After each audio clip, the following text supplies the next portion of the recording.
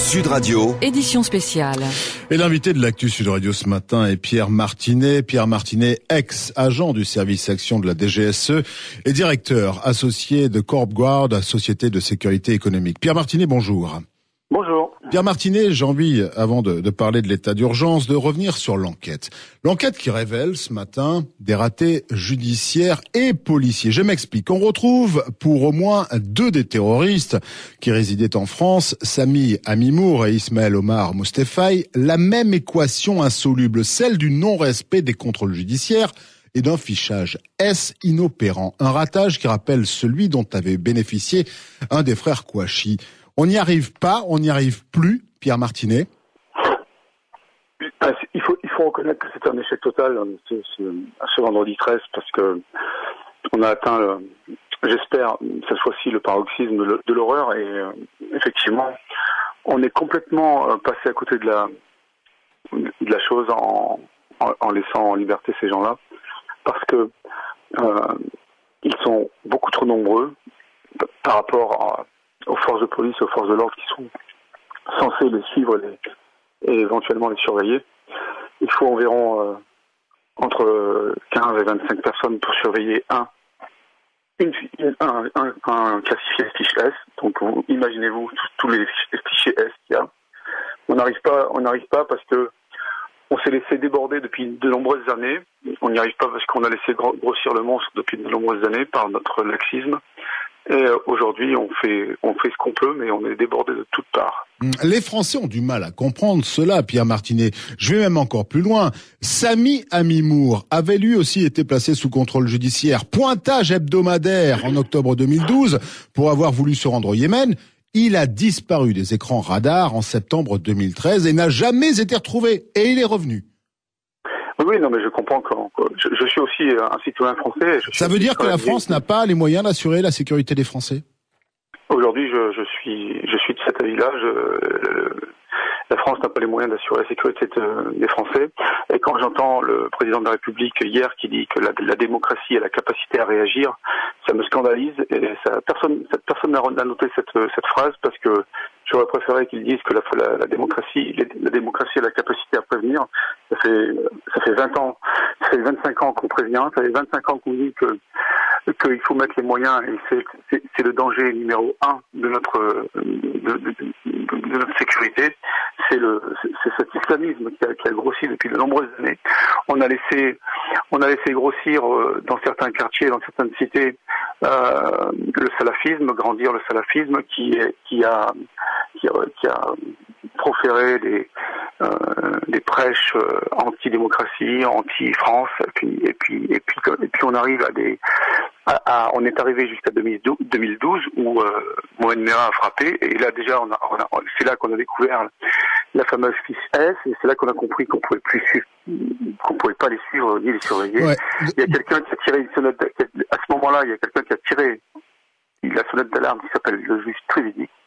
Et évidemment, il n'a pas été écouté. Ouais, donc, de ce que propose François Hollande, à savoir, par exemple, assigner à résidence les personnes jugées dangereuses, cette mesure est inefficace. Elle est inefficace s'il n'y a personne pour surveiller la résidence.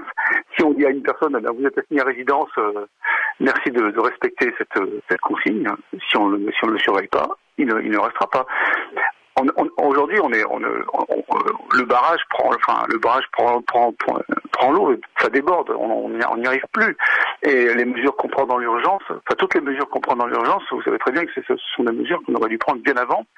L'incendie nous a échappé et on fait ce qu'on peut aujourd'hui. Alors comment justement prévenir ces filières qui désormais, soyons clairs, Pierre Martinet, sont à l'échelle européenne, rappelons-le, ils sont passés par la Belgique, mondiale même, pour venir mener ces attentats en France. Quoi faire? Il faut agir plus fermement? Je pense qu'il faut revoir complètement notre politique vis-à-vis de ce fléau qui est l'islamisme. Et effectivement, c'est un phénomène, le djihad est mondial. Les groupes terroristes islamistes, eux, ont grossi, ont plus que doublé depuis de nombreuses années. Il y en a partout. Il y a 25 ans, il y avait le GIA et les balbutiements d'Al-Qaïda. Aujourd'hui, il y en a partout. Il y a l'État islamique, Al-Qaïda au Yémen, Al-Qaïda en Indonésie, Al-Qaïda péninsule arabique, il y a AQMI, il y a Boko Haram, il y a les Sheba, enfin j'en passe. Hein.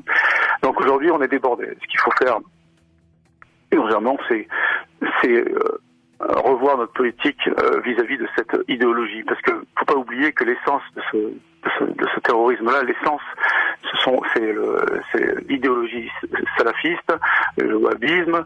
Il y a Pierre Martinet, pardonnez-moi de vous couper, ça veut dire prendre des mesures comme en Angleterre, les prêches radicaux, les imams, expulser, les sites internet fermés immédiatement. Mais expulser, pour moi, ça sert à rien. Des choix de nationalité, ça sert à rien. Parce que si vous expulsez quelqu'un, il va partir. Vous allez expulser quelqu'un qui est marocain, algérien, tunisien, turc ou autre. Il va continuer ses prêches via Internet, via les paraboles. Tout ça, ce sont des actes de pénétration idéologiques qui vont transformer les mentalités. Vous savez, ce phénomène-là, il faut lutter sur 3 domaines. Le premier domaine, c'est l'idéologie. Personne ne parle de l'idéologie salafiste qui aujourd'hui gangrène notre pays, gangrène nos cités, gangrène nos villages, par exemple Lunel, la Belgique, le fief du salafisme, là où ont été arrêtés tous les terroristes. C'est cette essence-là qu'il faut stopper une fois pour toutes. Ensuite, il y a le domaine financier à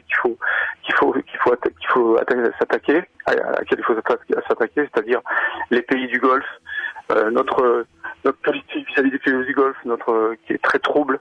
Et après, troisièmement, c'est la partie militaire. Et là, oui, il faut les frapper, il faut pas sans arrêt. Mais il faut avoir une politique vraiment claire avec eux et pas ambiguë comme on fait aujourd'hui. C'est-à-dire que on peut pas laisser se développer cette idéologie salafiste dans nos cités. J'habite à Paris, à proximité de Paris, et je la vois tous les jours dans certaines mosquées qui sont liées au salafisme et qui sont anti-démocratie, qui prônent une seule chose, la loi du Coran, et ne pas respecter la démocratie.